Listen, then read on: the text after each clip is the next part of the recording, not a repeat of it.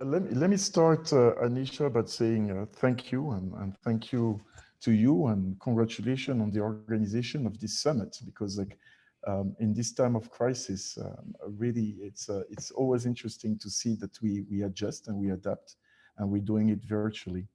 And I'm going to go back to the presentation, the previous presentation, and I think there was something very interesting there, and I want to echo it because that was very meaningful. One, my colleague said that digital transformation, to digital transform the continent, you have to digital transform people. It's all about people. So this is, to be honest, like I really believe that capacity building is one major challenge that we have to face in all digital projects in Africa. So the previous presentation was key because capacity building it is, I would say. Now, if you allow me, Anisha, I would share my screen. I'll prepare like a quick presentation for our audience here.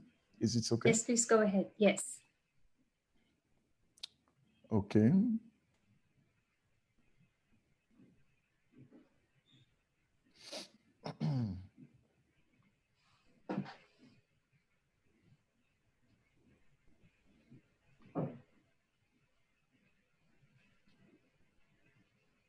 Can you see? Yes, we can see. Please go ahead. Yes. So I've been here for like a little bit. I was listening in the back. And another colleague in the session about digital transformation as a reaction to the COVID-19 said that we have this huge market size, right, which is Africa, 1.2 billion people. But really, it's not a market size of 1.2 billion people because we have over 50 countries and different regulations. And in order for Africa to really fulfill that potential, we have to think about transforming Africa into a single digital market, which means use the ICT, right, to kind of bring African people together under different governments. So in this very brief presentation, I'm going to go over maybe the landscape of Africa as Smart Africa, as a Pan-African international organization, kind of have a good view of what's happening in Africa, especially in our member states. I'm going to talk about a little bit about Smart Africa, and I will talk about the current projects, you see, concrete projects that we're doing on the ground, and how we're doing it to transform Africa into a single digital market. So the picture as of today of Africa, let me start with some plus and minuses here in the table. And I hope that it will be, you know, a little bit informative for our audience here, especially the ones that live outside the continent, that don't know much about Africa. Africa is a 1.3 billion population market size, between 1.2 and 1.3. But the downside, as I said in my introduction, is like it's 50 plus countries with 50 plus digital legal regulations and policies, right? That means like if you're successful in Cameroon, it doesn't mean that you'll be successful in Congo, for example, right? Because they have different regulations. So there is a need of harmonization of policies there. The second plus is mobile data traffic has grown by 20 times between 2013 and 2019. And this is what this graph on the right is showing. This is amazing. This is what we call Africa as a mobile continent. It's still growing. MNOs, the mobile operators have ways to reach out to people in the most isolated places in Africa, you know, and this is something that needs to be exploited. Now, on the downside, less than 30% of Africans have internet access. Yes, so we need to do like, there is room for improvement there. On the plus side, the share of internet users in Kenya, for example, I use Kenya as an example, is 87.2%. Amazing. So if you go to Kenya, you'd be like, wow, Africa, everybody is connected to the internet, yes? But look, if you look at another country, a random other country, Chad in Central Africa, the share of internet users is only 6.3%. And this is the disparities that exist in Africa. Yes, and that makes this continent so special. Then if you look at digital finance, I mean, this is a sector that is booming in Africa, especially with mobile money. As I said, like it helps reach out to all those people that don't have access to banking, for example. Then they can have, traditional banking. Now they can have access to mobile money and have some form of virtual bank account. But if you look at the downside, 500 million of African people are still without any form of digital identity. What it means is that the informal sector is huge in Africa. Yes, it means that those people cannot access to social services, digital social services, because they're not identified, they're invisible.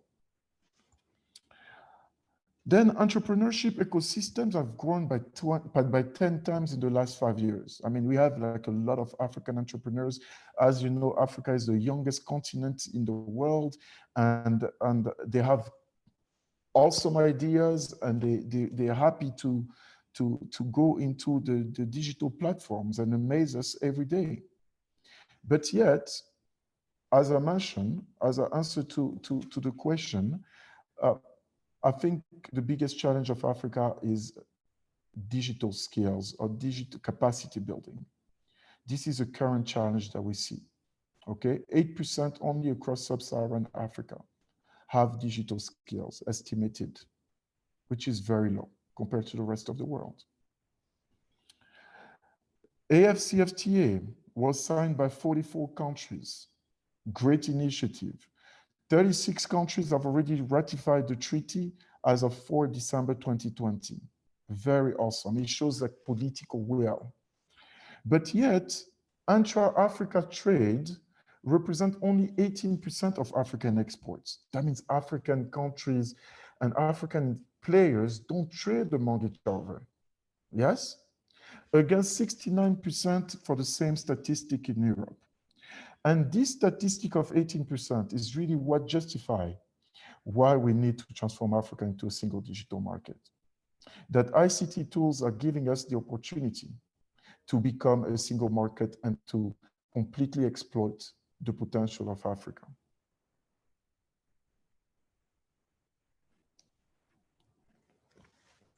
Now, the Smart Africa Alliance, I'm not going to spend too much time into this so that I can leave some time for questions, but it started in 2013.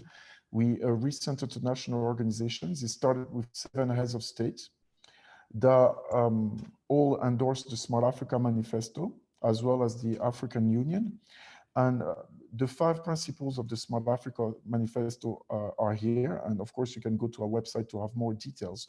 But the idea here is that those 7 heads of state say, in order for us to compete with the rest of the world, we need to work together. Yes? Myself, I'm from a country called Gabon. Gabon is 1.52 million people, right? So that means like less than 2 million market size. What is Gabon will really say when it sits on the table with China? There's like over 1 billion people market size.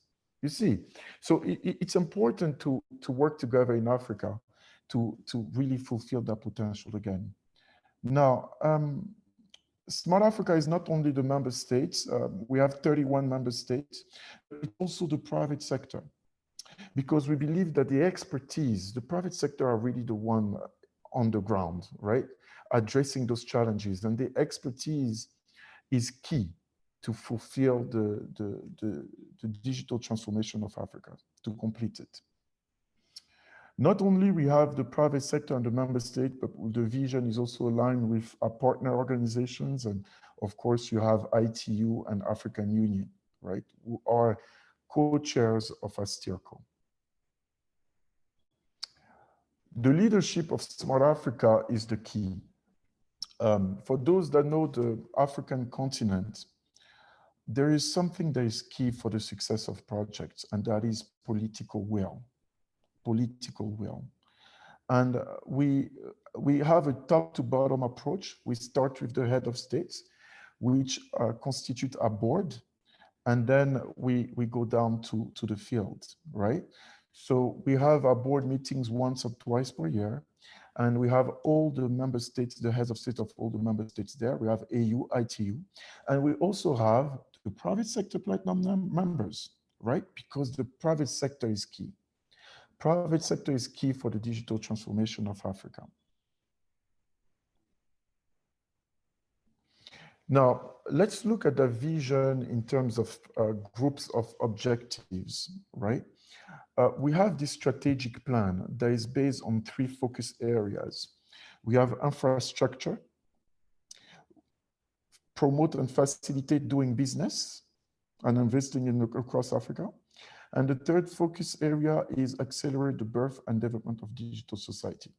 And within those 3 groups, we have different projects, right, ongoing. In blue, you have the ongoing active projects. And in white, you have the yet to start project, but they're still in the pipeline. So you have cross-cutting activities. Policies is a cross-cutting activity. Harmonization of policies in Africa. We have One Africa Network. We have cybersecurity. Capacity building, as I mentioned, is key, and it's a cross-cutting activity. But you have also entrepreneurship and innovation. Then you have building blocks such as cross-border digital payments, digital ID, connectivity, and broadband. And you have different services also as agri-tech, e-government, e-commerce, blockchain, big data, and artificial intelligence. And all this project is to bring these outcomes, which is job creation. We have the youngest continent. We have too many unemployed people in Africa. We need to create jobs. Sustainable development, cashless economy, especially in times of COVID. Citizen participation. Remember, people are very important here as well. Transparency, trust, and accountability. So this is what another thing that is special on how we work in Smart Africa. Each country has a puzzle, has a key to the puzzle, has a piece to the puzzle, right? If the puzzle is digital transformation, each country has a piece. What it means that each one of the different projects that you've seen in the previous slide is really championed by the country. I, as a head of digital transformation, I work in the Smart Africa Secretariat. Smart Africa, as you've seen, is the member state, the private sector, and the partner organizations. And really the ownership belongs to the member states and the head of states. We only develop a project when the head of state had decided to do so, and we execute as the secretariat. So you see, the ownership is really with the countries, and it's each country that is good at what it does within this digital transformation ecosystem that leads the initiative for the continent and share best practices. For example, you have Rwanda here, and I will talk a little bit more about this, the champion smart cities. You've heard about Kigali being a city, the cleanest city on the continent. And they share the best practices with the rest of the countries through the board meetings and other organs meetings and concrete projects. So we've done some, I wanted to share also this because I felt it would be interesting for the audience. We've done some interesting survey in 2019. That was before COVID, okay? So let's take it with gloves. We've done it before COVID, and we had like a set of projects that we sent to our member states in order for us to identify our priorities. And these are the results of that survey that we sent to our member states. Data centers, important. Broadband access, very key for Africa, for our governments. Then the project that is the most important for the government is African startup ecosystem development. Remember, it's all about, there is a big emphasis in job creation in Africa. So it doesn't surprise us that African startup ecosystem development is #1. Then you have on top as well, youth development, schools with electricity, Smart Africa Digital Academy. You see, those projects are all Smart Africa Scholarship Fund. Those projects are all related to, again, capacity building in Africa. So how do we do this? Well, we have this 4 steps process that we do with our members. To the step number 1, we identify the digital topic. Step number 2, we develop the blueprint that is continental to harmonize this strategy at a regional and continental level. Then we do fundraise and proof of concept in countries, and then we do scale up. Concretely, these are the projects and the different status, right? The cloud and data centers is still at the conceptual level. But then you have projects like One Africa Network and Smart Cities that are already in implementation and pilot. And you have the Smart Africa Digital Academy that is totally implemented. And we actually training decision makers, and we also training startups, and we're training also citizens, right? On questions on topics of digital transformation. We also have the Smart Africa Scholarship Fund, where we fund young African students to go to the best universities, such as Carnegie Mellon University here in Africa. Let's take a concrete example of this process. Step number 1, this one is the Smart Cities flagship project of Rwanda. Step number 1 was to identify the digital topic. We understand with this graph, which is taken from the concept note, that the African population is increasing and more people will go into cities, which will put more pressure to those cities and the governments to be able to manage those people. So we developed then in step number 2, the blueprint, the continental blueprint. And this blueprint was not only the only strategic document that we developed, we also developed master plans at a national level for Rwanda, right? Which include an implementation plan. You need political will, you need a strategy, but you also need implementation plan with concrete projects for projects to be successful in Africa. In the implementation plan, we identified the smart waste management system to be crucial for the city of Kigali. And here you see, along with the city of Kigali, RISA, development partner NORAD from Norway, and the Ministry of ICT, we built those this smart waste management system. And to give you some information about it, it's smart bins, right? You have solar panels that are energized like sensors and tell you when the bin is full, and then it communicates it to a center in the city of Kigali. And you also have like cameras on top there that we cannot see. So step number 4, we scale up. We go to other countries, because once His Excellency President Kagame, for example, showed this project to the other heads of state, they say, hey, we also want this expertise from Rwanda. Rwanda is doing well in terms of clean cities and such. We want the same thing. So we go into those other countries and we make sure that they develop master plans or national strategies and implementation plans so that they don't repeat the same errors that we've seen in Rwanda. And we've done it in Ghana, Tunisia, Guinea, and Benin. So this is a complete process with one project, and this is what we do with all the projects that we have at Smart Africa to transform Africa into a single digital market. Let me stop here with this slide with DG here and talk a little bit about COVID. DG said it well during our last board meeting December 7 with the heads of state. He said the challenges seen in 2020 with COVID have also seen opportunities for Africa's digital transformation. So if you look at the previous session, the title was Digital Transformation as a Reaction to the COVID-19. I would change that title slightly. I would say COVID-19 as a catalyst of digital transformation in Africa.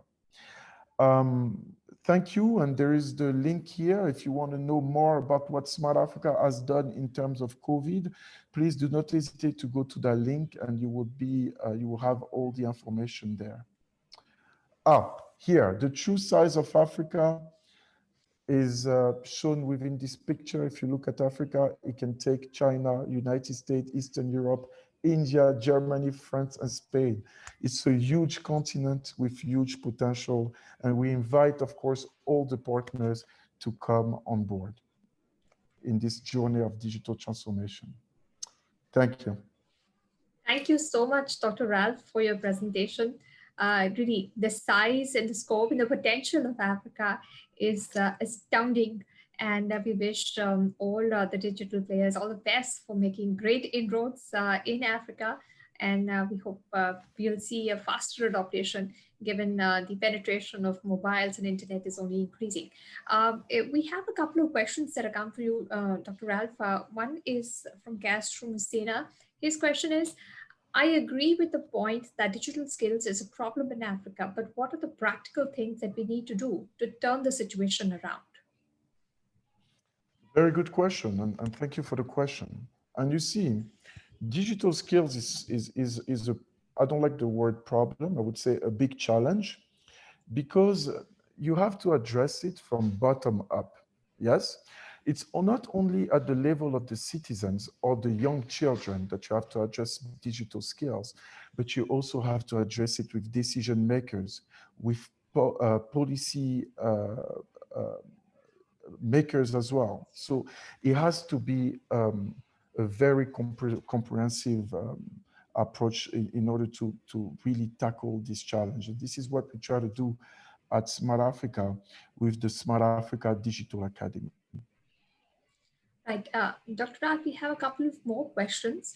I would just request you to stop your presentation so that we can see you full screen and you can answer these questions as well.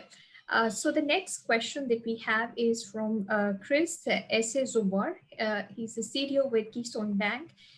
He's asking, what's your opinion on leveraging e-governance to transform public institutions that are at the core of policy formulation and implementation that enables or inhibits economic growth? Very good question. I mean, we have an excellent audience here. And this is one of the battles of Smart Africa here. I don't know if you've seen the slide that I presented. I did it on purpose. I put the private sector on one side and I put member states on one side. The solution is for governments, yes, to work closely with the private sector, yes. And once they work together, this is where you see now very interesting things that happen, yes? Because now you have proper planning because the private sector has the expertise. Then you have also proper planning, but you also have a way to address like challenges, right? That the government is facing properly. But it's important to leave the sovereignty to the government, meaning it's important for the government to be at the architect, to be at the driver's seat, but they need also to embrace the private sector within the environment, and this starts with policies. And I think that they understood it with COVID. We've seen a lot of partnerships between governments and even local startups in order to digitize like government departments, for example. So there is a good hope that it will happen. And also from privatization, I heard something very interesting, which was that government and regulators are catching up. And I heard it from the private sector. This is fantastic. This is truly heartening. Very quickly, Ralph, take one more question that is coming from Chris. He's asking, how do we focus the priorities on the 20% of action that produces 80% of the transformation that Africa truly needs? Can you repeat the question? I'm sorry, kind of slow down in the middle. Yeah, Chris is asking another question, and this is about digital transformation. He's asking, how do we focus the priorities on the 20% of actions that produce 80% of the transformation Africa truly needs? Okay. Well, as Smart Africa, this is what we do. We tackle one project at a time, and this is what we did this priority survey to really understand the needs of the countries. And again, let me repeat this. And the previous presenter said it well, leapfrog, yes? We talk about leapfrog, but the frog has to leap, if I can borrow this expression. It was a very good expression. The frog has to leap. And for the frog to leap, we have to make the condition for the frog to leap. And we also have to make sure that we talk to the frog, right? So it's all about the people and the governments. We need to talk to them, address the priorities, focus on those priorities, and build on low-hanging fruits, on small successes. Yes, and make sure that we have this best practice sharing across Africa, because there is no point of, for example, Ghana being successful at a project and then Nigeria doing the same project but not talking to Ghana. They need to talk to each other. Thank you so much, Dr. Rad, for joining us and patiently answering so many questions. I'm sure, It's my pleasure. there are more questions, and I'm sure people will get in touch with you because you said that the market and the opportunity in Africa is large, but the way to capitalize on it may not be that simple or straightforward. I'm sure more people will get in touch with you. Thank you so much for joining us on the Digital Transformation Africa Summit. Thank you so much. Thank you, Anisha, and thank you for the kind opportunity for me to participate. Thank you.